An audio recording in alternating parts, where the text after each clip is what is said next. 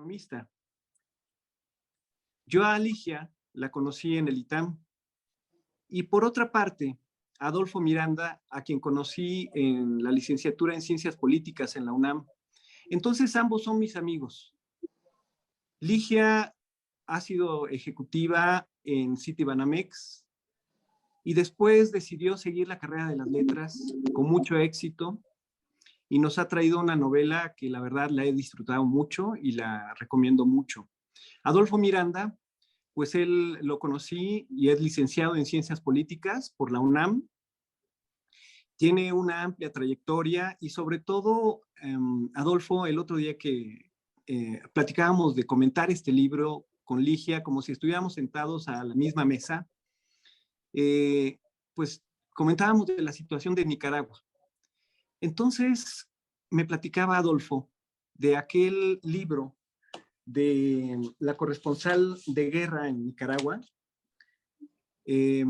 Carmen Lira Sade. Ese libro se llama La batalla por Nicaragua, es de 1980, y al mismo tiempo entonces me puse a buscar en la hemeroteca los periódicos de 1+1, reportajes espléndidos y reportajes muy cruentos de un dictador a quien hay que llamarle por su nombre, un dictador, y sin embargo también de una persona a la que Ligia conoció de manera directa y con quien aparece en esta portada del libro.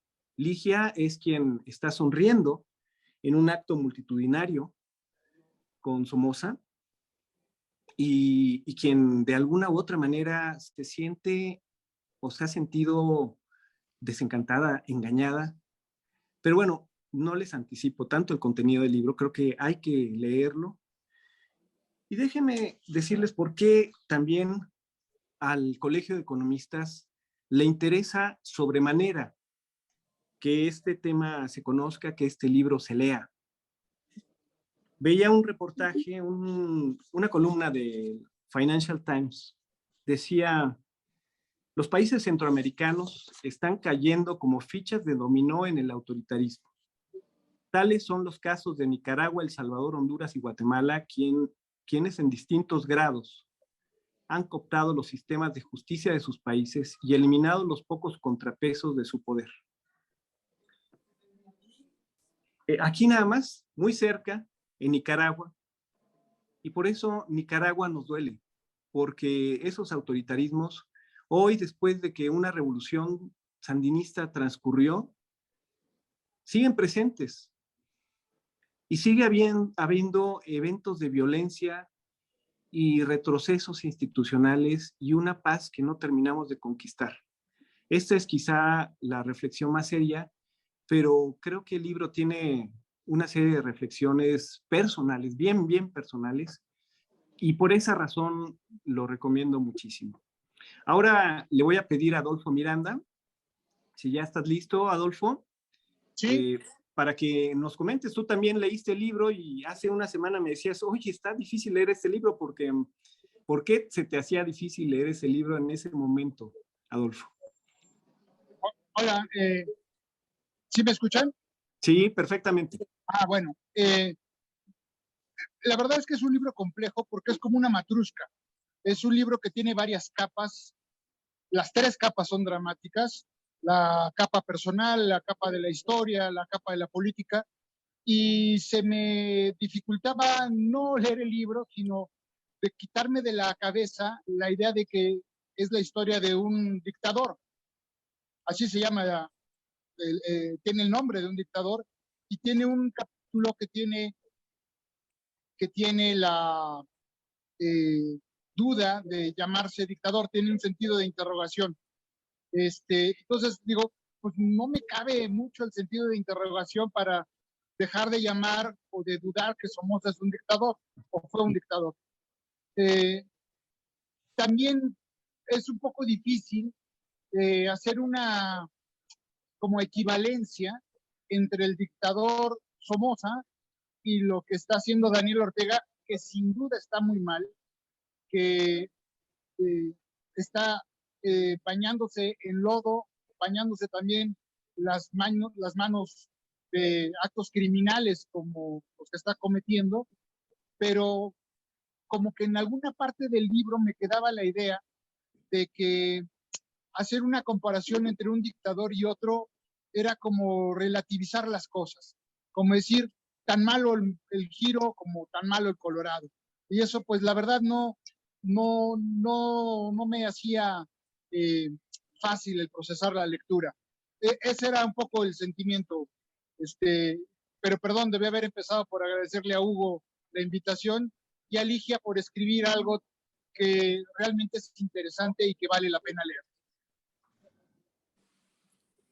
Muy bien, muchas gracias. Pues, Ligia, quisiera que nos comentes por qué cuando te conocimos, esta historia pues no la sabíamos. Hasta ahora que después de dedicarte a las letras, pues decidiste escribirla quizás como un proceso muy personal, pero al mismo tiempo haciéndote preguntas bien relevantes para México y para Nicaragua, para tus orígenes y para tu persona. Ligia, Así adelante. es. Muchas gracias por la invitación. Tenemos más de 30 años de conocernos cuando estábamos en el ITAM estudiando economía.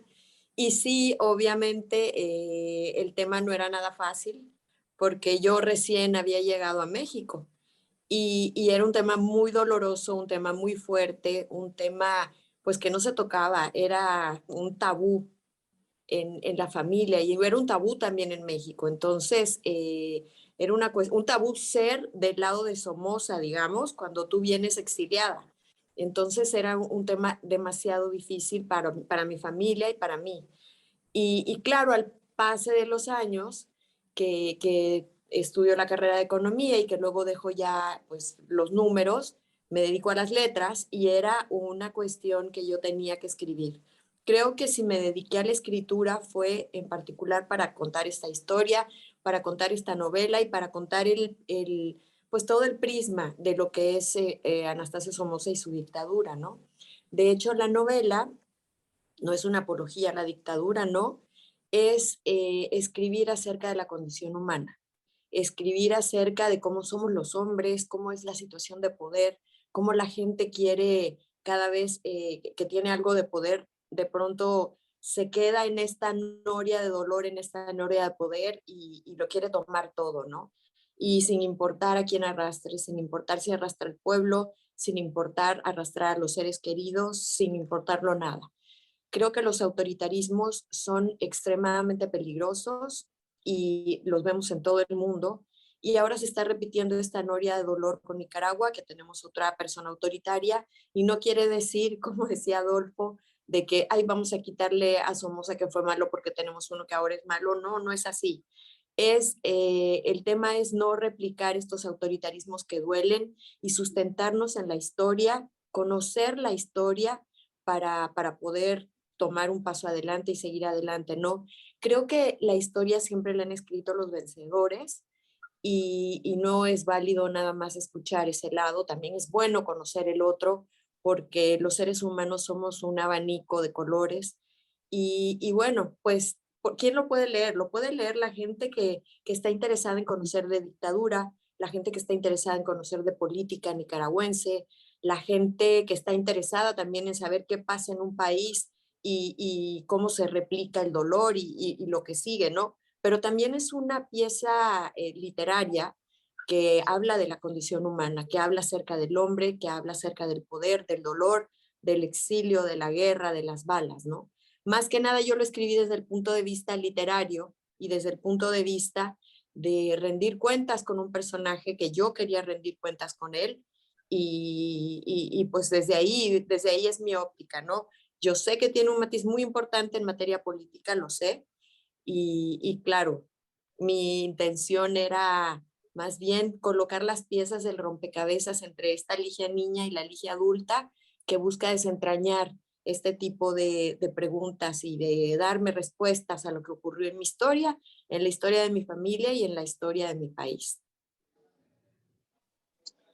Buenísimo. Déjame comentarte, Ligia, y para nuestros asistentes, hay una parte que me parece un párrafo crucial y es en la página 107 Dice, Ligia, ¿qué estás haciendo levantada a estas horas? Me preguntó sonriendo mientras separaba una página de su libro con la solapa. No se vaya a poner bravo, pero me muero por un triangulito de chocolate. ¿Me lo regala? Es que no llego, le dije con cara de súplica, mientras me estiraba para alcanzar la parte alta del refrigerador. Te voy a regalar 2 triangulitos. Si te doy más, no te va a dar sueño y tu mamá nos va a regañar mañana. Me dijo, me dio el chocolate, me dio un beso en la frente mientras despeinaba mi cabeza. Andate a dormir. ¿Puede alguien cambiar la historia de tantas vidas? ¿Cómo ese ser dulce pudo hacer daño? Su beso en mi frente fue la mar de cariñoso. Veía con calma y me arropaba con su mirada. Por eso me daba rabia todo lo que pasó. Por eso me siento engañada y perdida. En un principio no creía las terribles historias que se contaban de usted, porque yo viví otras completamente diferentes. A lo mejor es la necesidad de un balance, ¿no? Pero al salir de mi patria y con el paso del tiempo supe tantas cosas que me causan asco e indignación. Duele sentirse traicionada y desilusionada. Adolfo, no sé si tengas alguna pregunta o le Mira, pedimos a Ligia que abunde sobre este tema, un poquito más mira, así. Hugo, Ligia, yo creo que el libro refleja los ojos de una niña pequeña que al mismo tiempo son el espejo de otra persona, que en este caso es Somoza. Yo creo que Somoza ve en Ligia y en sus ojos, en la mirada de Ligia y de la familia que lo rodea, pues un espejo. Y es un espejo que él quiere mantener limpio.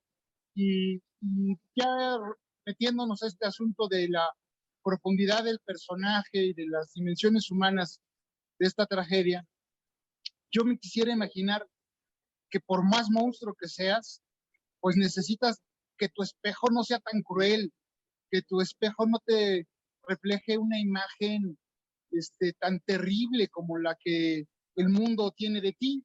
Y entonces, por eso me imagino a este dictador como Somoza, con esos pasajes de paseos en la playa, de comer chocolate, de ver películas, de tratar bien a un entorno familiar, pues me lo imagino cercano a otros tratamientos.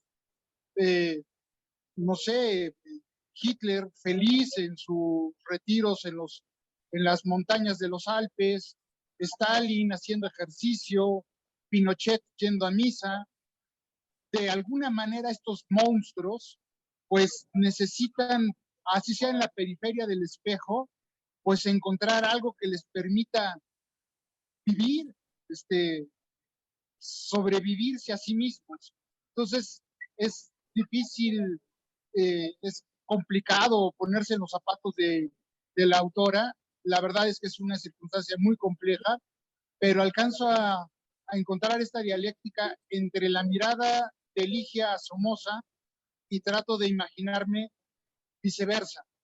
Y creo que ahí es donde está el nudo que bien dice la autora, refleja la intensidad y la eh, diversidad de matices que tiene la condición humana. Yo le quiero hacer una pregunta a Ligia. ¿Cómo fue tu amanecer mexicano, Ligia? ¿Y cómo fue tu amanecer a la conciencia de todo lo que se había cometido en contra del pueblo nicaragüense? Mira, creo que ya mi amanecer mexicano es la parte final de la novela. Me gustaría primero hacer como, digamos, un wrap-up de cómo está escrita la novela y cómo está la novela, digamos, estructurada para poder hacer todo ese tipo de preguntas, ¿no? Ok, Y la podamos adelante. organizar, o cómo es que va Perfecto, me la parece novela. muy bien. Además tiene mucho que ver con una petición que hizo Adrián Dávila en el chat y que dice, ¿nos podrían explicar cómo está el índice del libro? Y yo creo que esta atiende exactamente a lo que pregunta Adrián. Saludos, Adrián. Exacto. Hola, querido Adrián, otro compañero de economía de hace millones de años, queridísimo Adrián, qué gusto que estés por acá con nosotros. Bueno, la novela está estructurada en 2 partes importantes. Como yo quería dar el prisma de lo que significa la personalidad de Somoza o la personalidad de cualquier hombre que ostenta el poder y que se vuelve un autoritario implacable, escribí el libro en dos grandes partes. La primera parte es el asesinato de Somoza y es exactamente la mirada que tienen todos los enemigos de Somoza hacia él, los que lo odian, este comando justiciero que está hecho de gente que ostenta armas también de comando argentino, que tiene gente también de Francia, internacionalistas.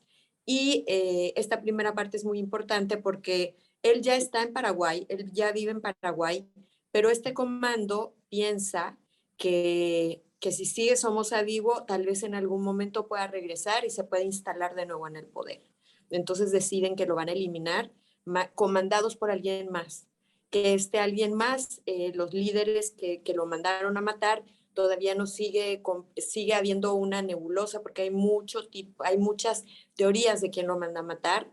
En el libro está la teoría número 1, que es la teoría de que hubo ahí una conspiración y bueno, pero también los cabecillas pueden ser gente que está ahora en el poder, gente que está ahora en el gobierno y también se maneja en el libro, ¿no? Entonces esa primera parte es el punto de vista de los enemigos de Somoza, de quién lo odiaba y pues cuáles son estos ideales que tienen estos personajes, que son ideales bolivarianos, ideales de ver una América Latina que no tenga imperialismo yanqui, porque sí, o sea, ¿por qué hablo con estos términos? Porque estamos hablando de hace 40 años, donde la Guerra Fría era lo que se servía en cada plato todos los días, y se hablaba del imperialismo yanqui, se hablaba de este coto de comunistas y capitalistas, ¿no? Entonces, ¿quiénes lo mandan a matar? Quienes lo quieren ver muerto es este comando este comando que tiene, puede ser que tenga personajes sandinistas y que quiere ver una América unida, una América sin dictaduras. Estaba la dictadura de Videla, estaba la dictadura de Stroessner, pues habían dictaduras en toda nuestra Latinoamérica, ¿no? Y la segunda parte del libro ya es una parte muy íntima, porque es una parte de esta comunicación de Ligia niña y Ligia adulta. Es una polifonía de voces, porque no nada más es una voz, está la voz narrada como omnisciente, que es la voz que va explicando todo lo que acontece, pero también hay una Ligia chica y hay una Ligia adulta, una Ligia en primera persona, y también hay un personaje que es la reflexión, y la reflexión habla a través de la segunda persona. Entonces, el libro está estructurado así, y la primera persona está hablando, que es Ligia Niña, de todas las cuestiones que vivió con Somoza, que se iba a caminar a la playa, cómo lo veía. Ella cuenta lo que vivió, cuenta cómo era él. Y ella no puede tener ninguna reflexión importante en materia política o de lo que ocurre en la patria porque ella tiene 10 años. Ella cuenta lo que está mirando. Pero por otro lado está la Ligia adulto, que es esta Ligia que se empieza a ser adulto desde el momento en el que la Ligia niña vive esta guerra, ¿no? Independientemente pues si éramos una familia cercana al general Somoza, independientemente de eso había una guerra cruenta y caían bombardeos y caían tiroteos y habían francotiradores alrededor de mi casa. O sea que a mí me conociera y que me quisiera el general no quería decir que me estaba cuidando de las balas, no. Estaban los tiroteos en el techo de mi casa. Entonces vi cosas terribles que no se las deseo a nadie, guerra terrible que no se la deseo, pero ni a mi peor enemigo. Entonces, ¿qué pasa cuando una niña de 10 años ve la sangre, la muerte, la pólvora desde pequeña? Ya no es una niña, ahí empieza una cuestión de madurez, una adulta pequeña, ¿no? Y luego, cuando llego al exilio a México y empiezo a darme cuenta, piso tierra mexicana y me doy cuenta que somos odiado, es cuando yo me empiezo a preguntar, a ver, ¿cómo? Esta persona que a mí me quería y esta persona que era buena conmigo, era buena con la gente que yo miraba a su alrededor, resulta que es un genocida, resulta que es un dictador y resulta que es la misma piel del diablo. Entonces, quiero yo hacer esta reflexión, poner estas piezas del rompecabezas para entender qué es lo que me está pasando, para entender por qué alguien que supuestamente me quería estaba aventando balas arriba de mi casa y estaba aventando bombas arriba de mi casa. Entonces, esta llegada a México, pues en realidad yo iba a México a pasar vacaciones de chica, porque ahí vivían mis abuelos, pero no era mi tierra, no tenía mis amigos ni nada. Entonces, llego a esta patria sin nada, porque salimos de Nicaragua pensando en que regresábamos en un mes, en unas semanas cuando bajara la guerra, y la guerra nunca acabó. O sea, digo, nosotros nunca volvimos a Nicaragua, entró el Frente Sandinista y nosotros lo perdimos todo. Perdimos absolutamente todo, mi casa, y llegando a México, lo único que había era un cascarón, era un departamentito, donde habían vivido mis abuelos, pero se habían llevado todo su homenaje de casas. Entonces lo único que había era las camas, que no sé por qué no se las había llevado la mudanza, y lo que hicimos fue bajar los colchones y dormir en los box springs y en los colchones, y no habían sábanas, no habían toallas, no había nada. Entonces fue empezar una vida de cero, fue empezar una vida totalmente en la carencia, y ese fue mi despertar, fue empezar de cero, empezar una vida donde no tenía yo amigos, donde no podía platicar de venía, donde mi acento, pues la gente se reía, los niños son muy crueles, y lo pongo en algún capítulo, ¿no? Que porque hablaba así, que porque escribía en letra manuscrita, en letra de carta, y tenía yo que escribir en manuscrita, si no, no me podían corregir en el colegio, pues los ensayos o lo que uno entregara, ¿no? Sí fue muy difícil, fue una situación que asustaba, una situación que daba mucho miedo, y sobre todo también ver de dónde era que yo estaba llegando, ¿no? Venía de una dictadura y quería yo, pues por eso, hacer las paces con quien yo venía, y las paces con quién voy a seguir siendo, ¿no? Y pues sí, no fue nada fácil, Hugo, fue muy difícil, extremadamente difícil, y me llevó muchos años poderlo abrir, muchos años platicar del tema. Y bueno, yo creo que lo tenía que hacer y está en las páginas de Somos. Claro. Es cierto, Hugo, Adelante, Adolfo. Hugo, yo quiero decir que sí, que tiene razón, Ligia, se nota mucho, se vive, se siente eh, ese, esa catarsis que produjo para ella eh, es verse a sí misma en sus diversas edades. Lo transmite bien. O sea, la verdad es que esa parte está bien lograda, está agradable, ¿no? Ahora, yo tengo alguna duda. En algún momento de lo difícil que ha de haber sido para que pueda haber percibido una niña, le quisiera yo preguntar a Ligia si siente que en algún momento Somoza tuvo alguna sombra de arrepentimiento.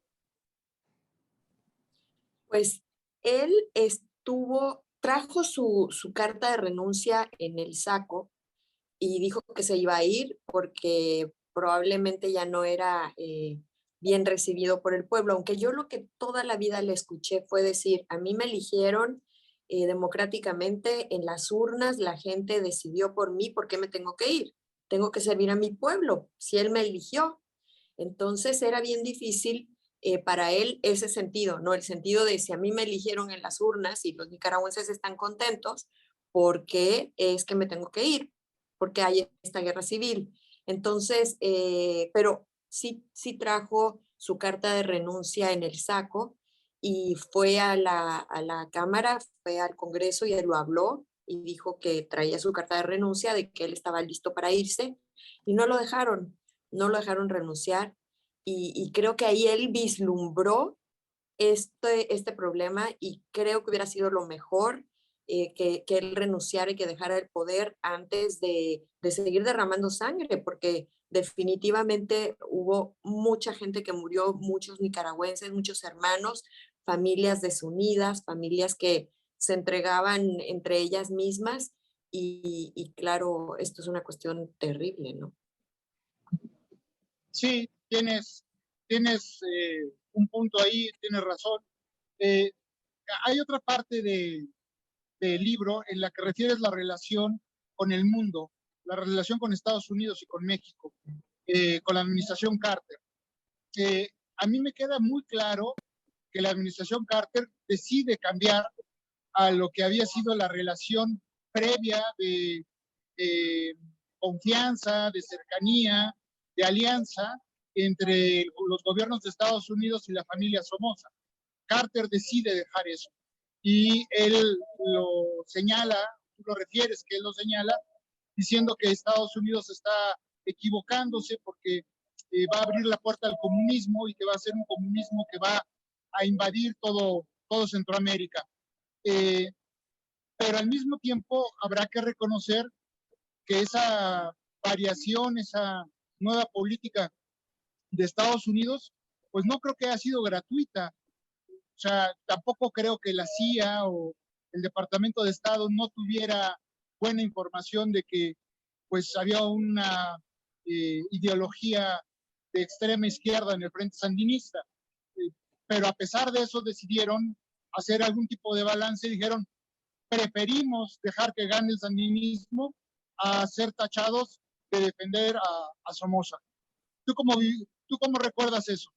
Eso es una cuestión de partidos entre el demócrata y los conservadores en Estados Unidos, porque cuando se va a Carter y entrega, digamos, a Nicaragua, luego llega Ronald Reagan y él lo que hace es darle dinero a la contra para que vuelvan los que estaban antes y se vayan los comunistas. O sea, es una cuestión, creo que los Estados Unidos tiene diferentes, en sus diferentes partidos siempre, pues está como el mundo a merced de lo que vaya decidiendo un partido o el otro, ¿no? Y a Nicaragua le pasó eso.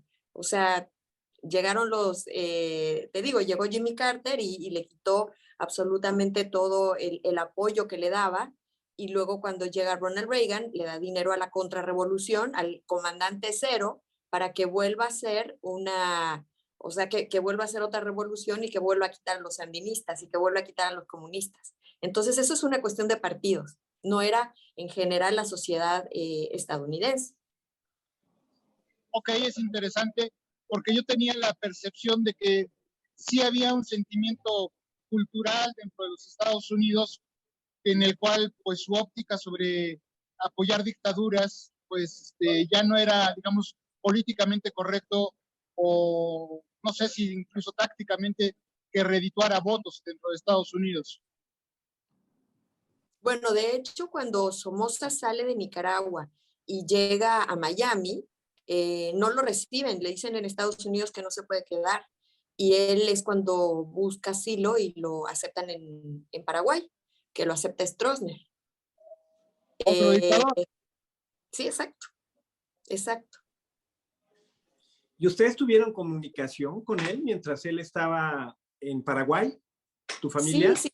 Si tú te fijas, hay una carta que está al final de la novela. Sí, me acuerdo. La carta, él ya está en Paraguay y la envía desde Paraguay y de hecho le pide a mi papá que se vaya con él a Paraguay. Y mi mamá le dice que no, que para nada, que seguramente hizo cuestiones terribles y que ella ya no quiere nada que ver con el gobierno de Somoza y le da mucho miedo irse a Paraguay. Yo creo que si nosotros nos hubiéramos ido para allá, muy probablemente yo creo que mi padre también a lo mejor hubiera muerto en esa bomba que le tiraron a Anastasio Somoza. Sí, sin duda. Y sí hablaba por teléfono con mi papá y bueno, pues a mi madre le da muchísimo miedo y ella decidió que iba a empezar una vida nueva apartada de él desde México. ¿Y cómo fue cuando pudiste volver a Nicaragua? Ay, fue muy emocionante, Hugo, porque en realidad de la tierra nunca se pierde. Uno lleva la tierra pues en el corazón, en el alma, en la mente, uno lleva la música, la comida, todo.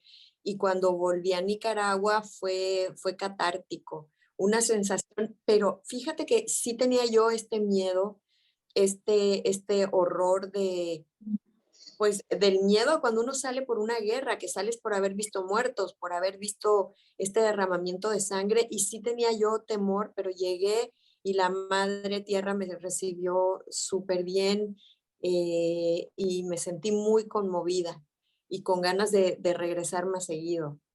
Una cuestión muy linda. Y luego fui a presentar novela de nuevo. La novela fue muy bien recibida, presenté La Muralla y bueno, toda la gente que conocía a la familia y eso llegaron a spamear y fue muy emocionante, muy conmovedor y muy padre. Pero ahora sí Qué no puedo bien. pisar de nuevo Nicaragua. Es una cuestión terrible, o sea, no, bueno, Pues sí. Perdón, Ligia, no puedo dejar de preguntarte una cosa. Tú conoces a Sergio Ramírez sí. y digo, a mí me gusta cómo escribe, me gusta su distancia frente al régimen brutal y su otrora aliado. ¿Qué están haciendo ellos? ¿Cómo están ellos enfrentando? ¿Qué sabes de qué están haciendo para enfrentar esta desgracia? Que es vivir nuevamente olas de odio, de rapacidad, de crueldad. Pues mira, Sergio, él entró en la Junta de Gobierno junto con Daniel Ortega cuando cayó el gobierno de Somoza y él fue de los primeros que estuvo, digamos, liderando el país. Pero Sergio es una persona intelectual, es un escritor además, y se da cuenta de que el gobierno de Daniel Ortega, pues simplemente no comulga él con el gobierno, y ahora es un perseguido político, hay una orden de aprehensión en su contra, y Sergio ya es una persona mayor, Sergio ya tiene 80 años, Caramba. y es terrible que, pues, quien otrora fue su brazo, o sea, fue el brazo derecho de Daniel Ortega, siente esta desilusión, ¿no? ¿Y por qué? Porque sabe que hay otra vez una dictadura, sabe que otra vez están cometiendo atrocidades, pues si te fijas, hay más de 150 presos políticos en las cárceles de Nicaragua. El presidente metió a todos, a toda la oposición a la cárcel para que no le pudieran dar batalla el 7 de noviembre en las elecciones, que es algo que nunca se había visto. Somoza metió gente a la cárcel y la sacaba, la metía, pero meter a todos sus oponentes para que no puedan ellos ser candidatos es una cuestión que nunca lo habíamos visto, ¿no? Ahí han habido ahorita, los derechos humanos han levantado la mano porque se han cometido atrocidades terribles con el gobierno de Daniel Ortega y Sergio Ramírez está levantando la voz. Él está diciendo todas estas cosas que está pasando. Él es una institución tanto intelectual como nicaragüense y la gente intelectual le sigue y lo escucha, pero pues es que en realidad el que más puede hacer que levantar su voz y levantar su pluma. Así es. Yo no sé tú qué pienses, mi querido Hugo, pero de repente parece ser que vivimos con la piedra de Sísifo, que la levantamos, la empujamos y de repente se nos viene de regreso la piedra y nos vuelve a aplastar. Y entonces, Sí, esa era una tortura de los dioses griegos, una tortura eh, es. pensada para destruir toda esperanza. Entonces, cuando tú ves a un pueblo tan hermoso, tan alegre como el pueblo nicaragüense, sufrir esta piedra de Sísifo, primero en un sentido y luego de regreso del otro lado, pues como que se siente uno muy mal, ¿no? Como que, ¿dónde queda nuestra posibilidad de tener esperanza, de tener fe, de pensar en que puede haber algo distinto? Como que se pierde todo sentido de, de perspectiva, de ilusión, de utopía en el mejor sentido de la palabra. ¿No sientes que de repente vivimos esto? Totalmente, totalmente, totalmente. Yo quiero subrayar un poquito esto, lo que ya decía Ligia y que se sabe por los medios, pero no está de más decirlo, esto es historia viva. La novela autobiográfica de Ligia es historia viva también. No solamente es una exploración hacia el interior de sí misma y tratar de responderse preguntas de lo que le sucedió a ella y a su familia.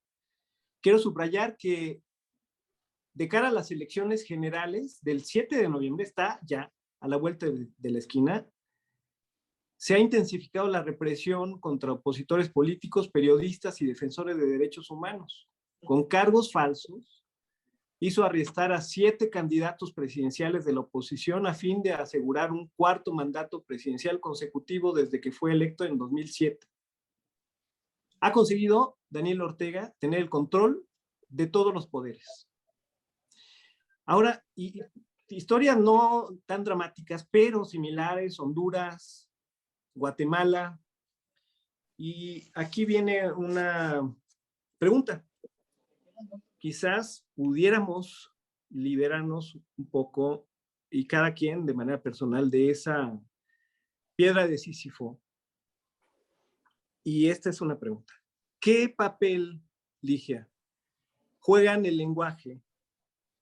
¿Juega la tolerancia? ¿Juega el seguirse reconociendo y además discutiendo, más allá de considerarnos en este sentido de pertenencia a uno u otro bando, más bien la discusión y los argumentos y el reconocimiento de seas quien seas? Aquí mismo en esta conversación virtual se nos metieron un par de bots, mandaron 213 mensajes. Sí, los vi. Los vieron, ¿no? Los vieron.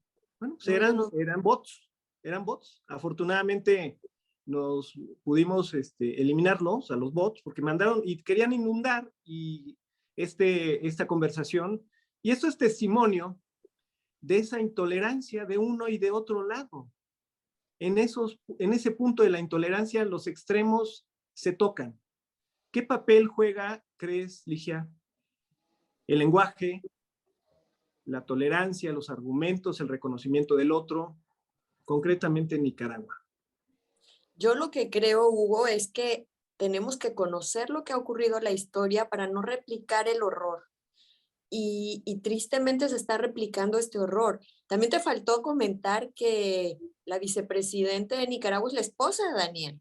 ¿Cuándo se ha visto que sea el presidente y su esposa la vicepresidente? O sea, es que ya estamos rebasando límites increíbles, ¿no? Y toda su familia, como la familia de Somoza también, que tenía empresas paraestatales y todo, aquí la familia está ostentando el poder en sí. O sea, presidente y vicepresidente. Entonces, ¿cómo? Para mí la novela llega en un momento muy importante porque tenemos que saber que así es la condición humana y que de pronto cuando la gente tiene un poco de poder y toma este autoritarismo exacerbado, ya no escucha a quienes están a su alrededor, ya no escucha consejos, ya no escucha nada y se convierte en este ser que quiere tomar todas las decisiones por amor propio y por orgullo y por sed de poder, lo cual es terrible, ¿no? Creo que tiene que haber en Nicaragua este tejido social donde hay esta alternancia de poderes, donde se escuchen otras voces, donde tenemos que saber que si un día no estamos de acuerdo con algo, no nos va a pisar el yugo de la dictadura y decir, a fuerzas se tiene que hacer, ¿no? Y también funciona no solo para Nicaragua, funciona para toda Latinoamérica, que estamos viendo situaciones de autoritarismo, como bien lo dices. Bukele, por ejemplo, o sea, a mí se me enchina la piel de pensar cómo está tomando el poder de una manera absoluta. Definitivamente creo que también tenemos que tener apoyo de los demás países, por ejemplo, ahora en la OEA, que se alzaron las voces de que por favor liberen a los presos. Tristemente, en mi opinión, se abstuvo México, se abstuvo también Argentina, y se me hace terrible que no se respeten los derechos humanos y que nos abstengamos. Cuando estaba Somoza, México actuó de manera, hasta mandó el avión presidencial con los miembros de la nueva Junta de Reconstrucción Nacional y sí tuvo mucho que ver México en ese sentido, porque también aquí era donde se hacían las células terroristas para que llegaran, no era terror, las células de los sandinistas para que llegaran a Nicaragua a pelear, ¿no? Entonces, ¿por qué ahora nos tenemos que quedar callados si estamos viendo una cuestión que va en contra pues de que liberen a los presos políticos, ¿no? Entonces, a mí ahí creo que tenemos que escuchar las voces, creo que tenemos que ser un poquito más abiertos para poder dar este espaldarazo a alguien que tiene necesidad, ¿no? Y creo que la comunidad internacional tiene que estar ahí y no dejar que alguien en el poder esté completamente enloquecido de poder. Y este tema del lenguaje, Ligia, perdóname, Adolfo, y ese tema del lenguaje también es bien importante, ¿no? No me acuerdo cómo se decía de los, bueno, pues eran los comunistas, pero a lo mejor había algún otro término para diferenciarse a unos y a otros de manera más coloquial, así como en otros países. Para empezar, eso se va metiendo como la humedad. Cuando se mete en el lenguaje, se mete en nuestras mentes y se mete en nuestras acciones. Entonces, el lenguaje también constituye una programación política. Y yo creo que desde ese punto de vista es bien fácil detectar cuando un dictador pues, es dictador, pero cuando un autoritarismo se va metiendo como la humedad, también lo hace desde el lenguaje. ¿No Así crees? es, sí. Pues. Adolfo, ¿ibas a decir algo? Sí, que suscribo plenamente el cuestionamiento y la decepción que tienes de la inacción, la tolerancia del gobierno mexicano en su política exterior para no pronunciarse sobre lo que está ocurriendo en Nicaragua, que coincido con la posición tuya de que es una verdadera desgracia, es una destrucción de lo que queda de la vida democrática por la conducta de Ortega y su camarilla. O sea, eso francamente es inaceptable y los ciudadanos mexicanos, pues sí, la verdad es que deberíamos ser mucho más exigentes y demandarle a nuestro gobierno que tuviera una política pues un poquito más decente en esa materia, ¿no? Entonces, en eso estoy completamente de acuerdo contigo y lo suscribo. Pero regresando al tema de la circunstancia y la condición humana, veo poco espacio, veo poca tierra fértil para para la esperanza, para la buena fe, para la empatía, para pues tratarnos como personas y no como bandos irreconciliables dispuestos a asesinarse entre sí, ¿no? Veo poco margen para eso y eso me preocupa, ¿no? Que no haya una tierra fértil para lo que necesitamos a futuro. Sí, eso es bien triste y sabes que tampoco ayuda mucho la polarización. Creo que el pueblo es uno, los mexicanos son uno y estar polarizados no ayuda en nada y es lo que ocurre también en Nicaragua. O sea, también como lo decía Hugo, que ya no es eso de hablar de dos bandos y que uno contra el otro, pues todos somos primero, antes que nada, seres humanos. Somos hermanos todos. Y lo que tenemos que hacer es una sociedad donde podamos externar nuestras ideas y podamos pues tratar de que nuestros lugares, nuestros países, nuestros terruños prosperen y tengan una prosperidad económica, una prosperidad en sentido educativo, de salud, y no irnos para atrás por estar con pleitos sempiternos de si soy blanco, si soy rojo, si soy anaranjado, ¿no? Creo que tenemos que tener construir este tejido social que es terriblemente difícil y es muy desesperanzador desde el punto de vista en el que lo estamos mirando, pero pues lo tenemos que hacer y creo que la novela hace que se vea todo este espectro y que toquemos esos temas y toquemos pues todo eso y platicarlo y ponerlo en la mesa de discusión, ¿no? No estoy de acuerdo con la polarización, no estoy de acuerdo con la división, más bien estoy de acuerdo con la empatía y con la sensibilización de que pues tenemos que seguir adelante, todos estamos en el mismo barco y si se hunde, pues todos se van a ahogar, no nada más unos, ¿no? Sí, sí, por supuesto. Oye, yo quiero invitar a nuestros amigos que nos acompañan. Ya he visto a varios, por ejemplo, Seth, Cristina Cornejo, Cristina Wilson, Silvia Vasconcelos, Gerardo. Para que esto no sea nada más un ping-pong de tres, creo que este es el momento. Tenemos algunos minutos todavía y les quiero invitar a que expresen si quieren. Por supuesto, tienen esta oportunidad. Creo que es una muy buena oportunidad y sobre todo cada vez está más claro por qué hay que leer el libro. No solamente es la historia de Ligia, sino va bastante más allá. Adolfo, no sé si quieres comentar algo. Pues sí, me quedo pensando si realmente pudiéramos encontrar una agenda, digo, la tragedia de Nicaragua, pues de esa época del 79, ya está muy discutida, revisada, reflexionada. A mí lo que me preocupa es un poco si pudiéramos empezar a encontrar agendas de debate pues más transversales, menos polarizadas de forma simple, y que pudiéramos pensar en que la agenda es la desigualdad, en que la agenda es el acceso a la salud, la mejora de la educación, es decir, la agenda sustantiva, la agenda de la gente todos los días, y que esa agenda es la que necesitamos irle abriendo espacio poco a poquito, rincón a rincón, espacio a espacio, ir ganando posibilidades de discutir eso, temas específicos que abran un debate más profundo, menos simplificado en malos y buenos, ¿no? Ojalá pudiéramos empezar a hacer eso. Y en ese sentido, pues, el libro de Ligia, pues, hace reflexionar sobre esa necesidad. Y la felicito y me da mucho gusto haber podido leer su libro, aunque confieso que es muy difícil entrar al principio, porque cuando uno dice Somoza, dices, ¿por qué no te gusta el libro? Pues porque Somoza, ¿no?